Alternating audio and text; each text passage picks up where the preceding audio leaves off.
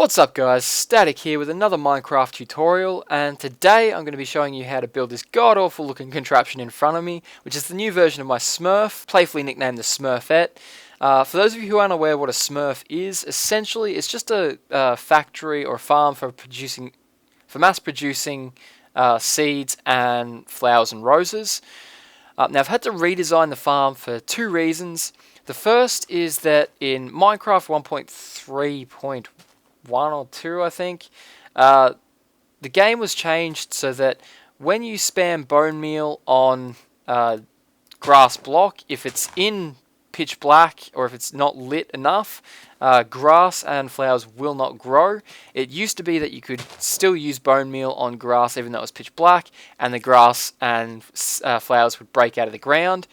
And the second change is that now, even if you get grass and flowers to grow on a grass block, if you make the area pitch black, the grass and flowers don't instantly pop out of the ground anymore. They now wait for Minecraft to either check the block and do like a random block update, or they wait until there's a block update nearby. So I could update these the grass and the flower by either flicking this lever, which would power this block, or as you can see, the game can automatically do it. Or what we can do is, if we turn off this light here, turning off the light constitutes a block update, which will then also break out the grass and the flower. So what this means is that to get the Smurf to work in 1.3 onwards, you need to alternate between states of light and dark. So as you can see, by default the grow room up here is lit, and this will allow grass and flowers to grow. And then when the grass and flowers grow, the room needs to automatically go dark, cause a block update, and then light back up again. And the way that Smerfette does this is that up here we've got a redstone lamp bud. And so what happens is when the grass grows down below, it updates this redstone lamp, which triggers the circuitry up here, which I'll show you how to build in a moment.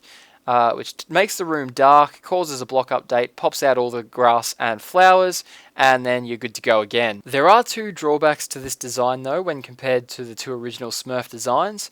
The first is that the design is a little bit slower than the original designs, not quite as user friendly. In the original designs you could simply stand below here and hold down the right mouse button to spam bone meal at that dirt floor. You can't do that anymore for a couple of reasons.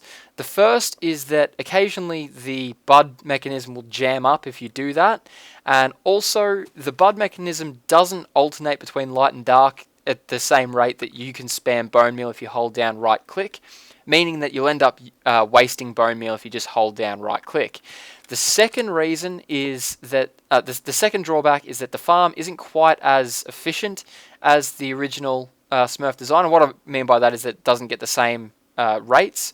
And the reason for that is that, as you can see, when you grow a room of grass and flowers, not all of the grass and flowers will be right next to a grass or flower block. So for example, if we grow like here, you can see that between this grass block and this one there's a gap, and that means that sometimes when these grass blocks here pop out, this one might not be updated and therefore might not pop out.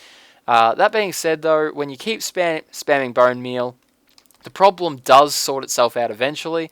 But what this essentially means is that you don't get quite as high rates as you would have in the original farm. That being said though, the rates in Smerfette are pretty decent, so long as you get the timing of clicking down here right. You can see if you click too early, like if I really spam, occasionally it skips a beat. And if you click too slow, obviously it's not going to produce the seeds and flowers as quickly as you want it to. But so all you need to do is, as I mentioned, just sit here spamming bone meal, and then we're going to walk onto this pressure plate back here, and what this is going to do is activate these dispensers, and as you can see they let out a bunch of water. That'll funnel the seeds and flowers to the front. Once we're reasonably sure that the flowers and seeds have been funneled to that front section there, simply step on this pressure plate and they're delivered to you. So as you can see, rates aren't quite as good as they used to be, but they're still not bad. One final consideration with the Smurf farms is that, as you can see, when using the water streams at the back, occasionally you do kill a grass block or two. The damage isn't too bad if you only run the water very briefly. I did run it a little bit longer than I needed to that time. However, that grass will grow back, so it's not really such a big issue. And finally, before we jump into the tutorial proper, I just wanted to give a couple of really quick shout-outs.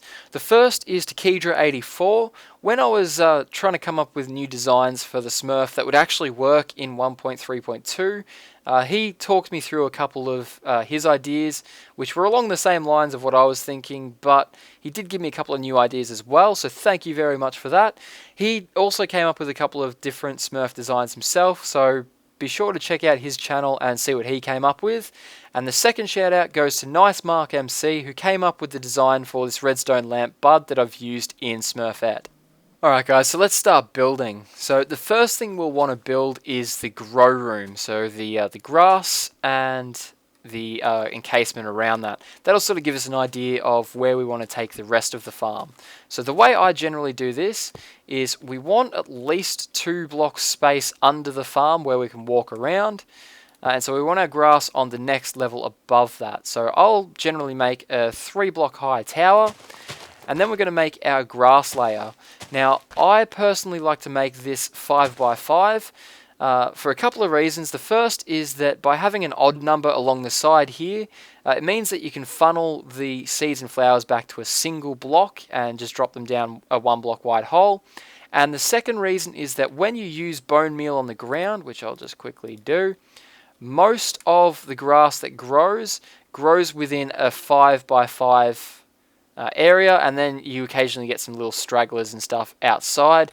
But we're only concerned with the main bulk of the grass and flowers. So as I said, I like to make a 5 by 5. And once we've done that, just for the sake of symmetry, I'm going to make the legs on all four corners, just like so. And the next thing we want to do is just build a case around the grass. Now you want to do that on all 4 sides, and you also want to build a roof over the top. However, make sure when you're building the roof that you leave yourself a couple of holes for the light to come down through. Otherwise the grass in the top here will start dying before you even begin building your farm. The next step, once we've got our grow room complete, is to make the redstone lamp bud switch on top of the farm.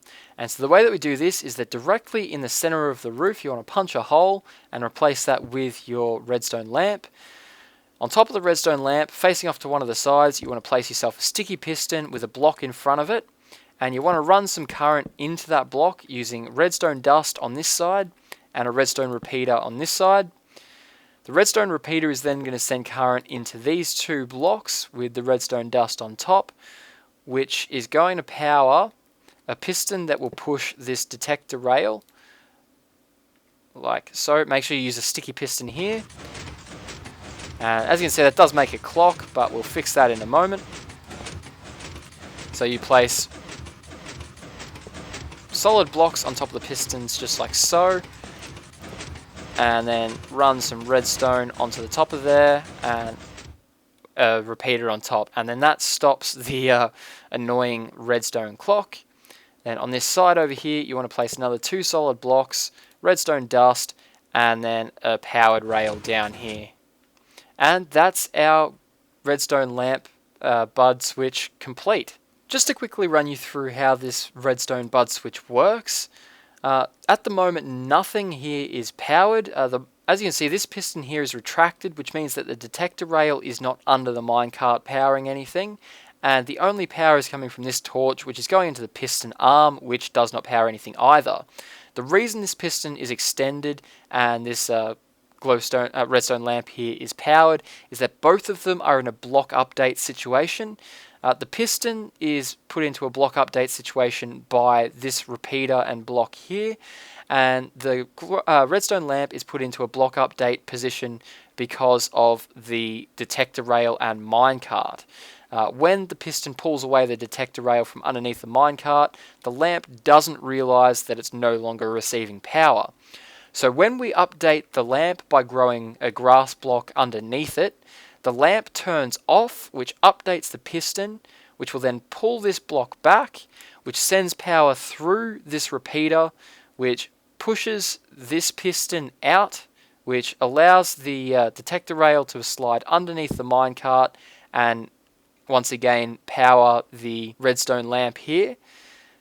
The piston is also put into a block update detector situation, as we mentioned before, and even though the detector rail and minecart are powering the redstone lamp will still be in an off state until we update it, and that is done by powering this powered rail here. And that's the redstone lamp bud switch in a nutshell. I hope that made sense. With our redstone lamp bud switch in place, providing light to the grow room below, we can now fill in the corners of the roof since we don't need them open anymore, and we can start to work on the flushing system. So the system that pushes the seeds and flowers out of the farm into our collection area. And so the way we want to do this to start off with, or the way that I like to do this, is we knock out these two back blocks here, so not quite in the corner of the farm, obviously, but just in the corners of the grow room. And you want to place the dispensers facing in towards the farm, just like so. So this is probably going to be a little bit disorienting. And we'll, of course, just replace those grass blocks.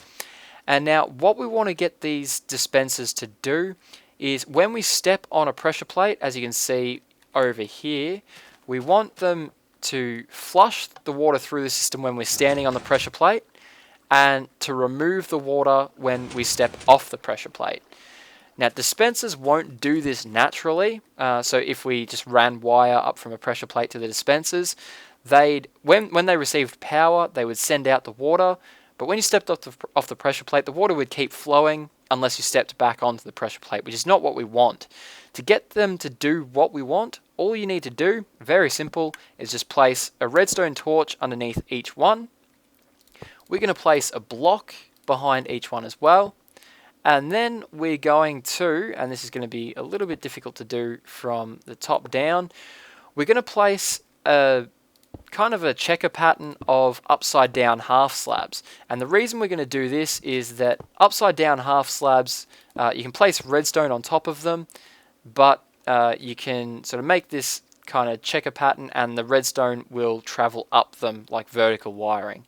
It's a very compact way of doing the vertical wiring, and if we had to do this up a long ways, it'd be instant. So, and it looks kind of purty. Now I also like to do it on both sides down the bottom here just for symmetry, but theoretically you could just do the one bottom slab down here. Like I said though, I'm just going to do it just because I like the way it looks, and same here, just to make the thing look nice. And so all we've got to do now for the system up the back is place a stone pressure plate down here. You can use wood if you don't have smooth stone handy, and then just run the redstone up like so, and chuck our buckets of water into the dispensers.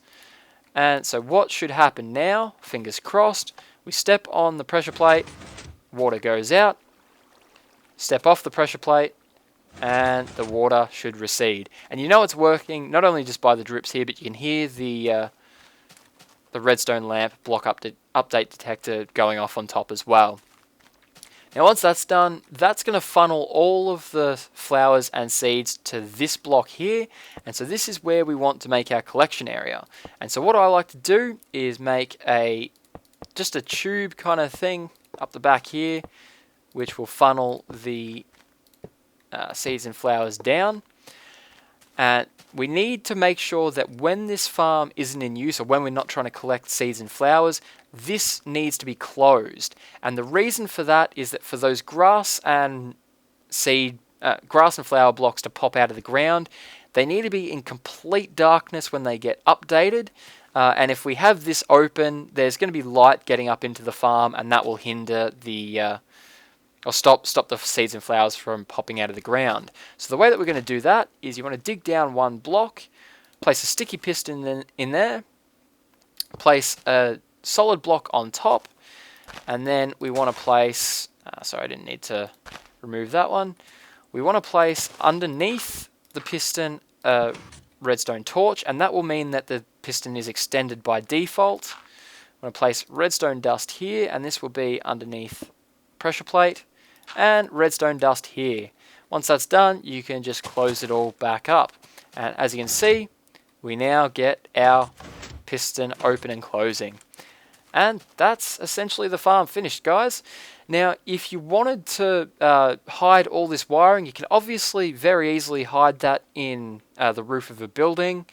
And also, another thing you can do just for looks is you can, wall in the farm like so. And I don't know, personal preference. Personally, I like the way it looks when it's all open. But I hope you enjoyed the tutorial and found it useful, guys. If you did, please feel free to show that like button some love because it helps me out more than you can imagine. I've been Static, and I will catch you guys next time.